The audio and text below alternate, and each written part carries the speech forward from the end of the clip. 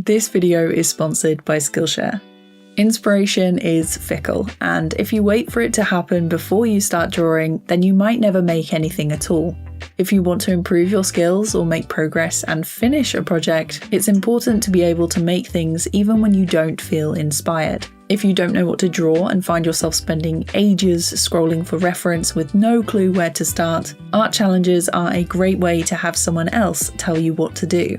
September and October are actually some of the best months to look for a prompt list, because around this time a lot of artists make their own lists to share for Drawtober, Inktober, and some have specific themes which you can use to study the areas you want to improve.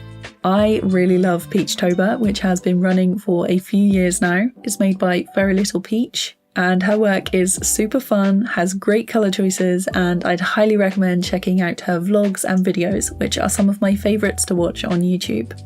Drawing challenges are tough if you plan on making a piece every day for the month, but a lot of people plan out their pieces the month before to make things easier.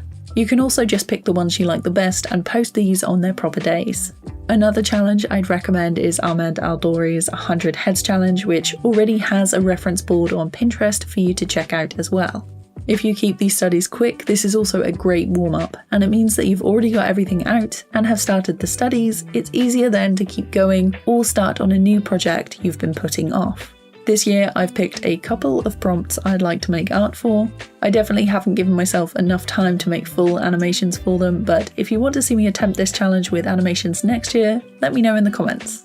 Now this one might be a little obvious, but it's to touch grass. Go outside, do something fun with friends, do something fun on your own, draw people in a coffee shop, sketch buildings, and go on walks to take pictures for references to use later. A change of scenery and doing something different can really help spark new ideas or add a twist to some old ones. Pulling from personal stories or events that have happened to you can give your work a more real and authentic feeling. Whether that's time spent with friends, trips you've taken, or certain points in your life that you want to share through art and animation. You can give any of these a fantasy spin if you prefer to create things that are more surreal. Everyone is different. We all have different likes, dislikes, interests, and experiences, and those shape our work and the way we see the world. If you live somewhere with an art gallery or an arts university nearby, you should check if they have any new exhibitions or shows. I love going to the degree shows and seeing what the students are working on. I recently went to the postgraduate degree show at my old uni, and I really enjoyed looking around. My favourite courses are usually fashion, graphic design, and photography, because they're very different to what I do.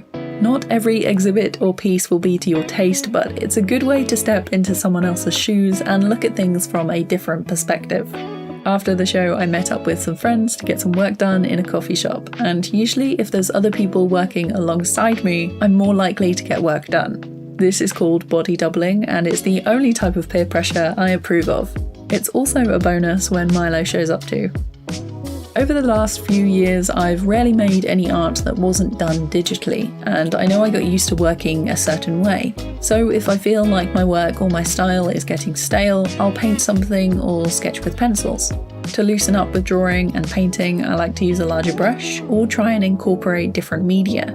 Mixing different tools or supplies can help you get the results you wouldn't have thought of before. Happy accidents are good. Regular accidents are good.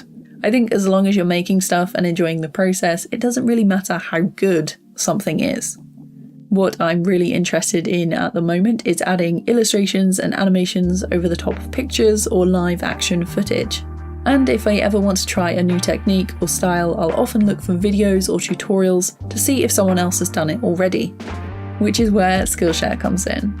If you haven't heard of Skillshare before, they're a platform that has thousands of classes on a ton of different topics like animation, photography, film, graphic design. So if you're looking to take your skills up a notch or learn something new, there's plenty to choose from. If you're searching for inspiration and look at different styles and ways of working, I've always found it super helpful to look at the processes of other artists and creatives, especially if there's a faster, more efficient way I could do something.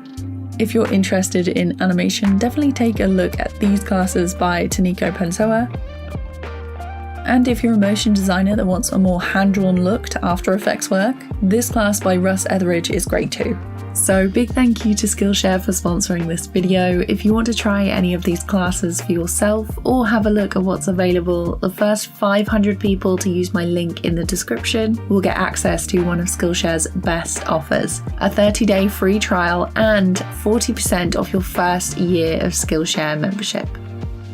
Now, as amazing as the internet is connecting people all over the world, if you're constantly taking in art and media and content that other people have made, it's sometimes difficult to find your own voice.